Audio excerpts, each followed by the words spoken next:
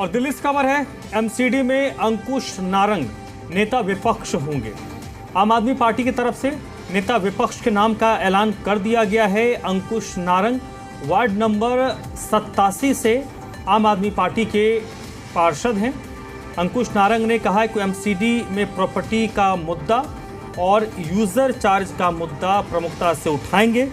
साथ ही 12,000 कर्मचारियों को पक्का करने का मुद्दा भी उठाया जाएगा। 12,000 कर्मचारियों को पक्का करने का प्रस्ताव पास हुआ था, जिसे एमसीडी के कमिश्नर ने लागू नहीं किया, लेकिन नेता विपक्ष के तौर पर इस मांग को जोर शोर से उठाया जाएगा।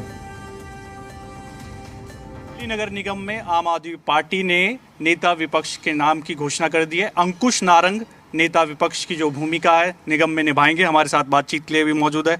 अंकुश जी, क्या प्राथमिकताएं रहने वाली है? आपने चुनाव से तो बहिष्कार किया था, अब ऐसे में विपक्ष की अहम भूमिका आप निभाने वाले हैं। देखिए, विपक्ष की भूमिका बहुत मुझे लगता है कि सक्रिय होती है एमसीडी के अंदर। और एमसीडी के अंदर जो भाजपा ने विपक्ष में रह के दिखाया, मतलब जनता की आवाज़ नहीं उठने दी, काउंसलर्स की आवाज़ नहीं उठने दी, और पिछले 2-2.5 वर्ष से बिल्कुल भी हाउस नहीं चलने दिया, जो बड़ी एक नकारात्मक सोच थी। देखिए, हमने हाल फिलहाल में हाउस में पास किया था एक कि 12,000 कर्मचारी जो हमने पक्के किए हैं उनके लिए हमने बजट में कट मोशन लगा के प्रावधान भी किया, 800 करोड़ का प्रावधान किया। उसकी वो प्राथमिकता हमारी सबसे पहले रहेगी, क्योंकि कमिश्नर के यहाँ पे फाइल सिर्फ मिट्टी खा रही है। वो कमिश्नर साहब ने पास करना है, और मुझे लगता है कि राजा इकबाल जी को तो आते ही सबसे पहले ऐतिहासिक फैसला लेना चाहिए था, और कमिश्नर साहब को ये कहना चाहिए था कि बिल्कुल इस फाइल को पास करो ताकि कर्मचारियों का भला हो सके।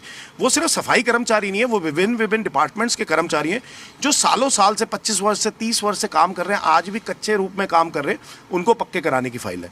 दूसरी बात, हमने हाउस टैक्स के ऊपर बहुत ही बेहतरीन फैसला लाए थे, और जो हमने हाउस के अंदर पास कराया जो था कि 100 गज के अंदर जिसका घर आता है उसके घर का हाउस टैक्स इस साल का माफ होगा, और अगर उसका पिछला कुछ ड्यू है तो वो 1 वर्ष का दे दे और बाकी सारे वर्षों का माफ हो जाएगा। साथ में हमने प्रॉपर्टी टैक्स भी 100 गज से नीचे जिसका था उसका प्रॉपर्टी टैक्स भी माफ किया था। 100 गज से 500 गज तक हमने 50% किया था, और विभिन्न हमने बेसिकली अपार्टमेंट्स भी देखे थे, तो उन अपार्टमेंट्स के ऊपर भी हमने डिस्काउंटेड हाउस टैक्स किया था कि रिबेट मिलेगी उनको। लेकिन ये भी हमने हाउस से पास कर दिया और वो भी कमिश्नर ने लागू नहीं किया।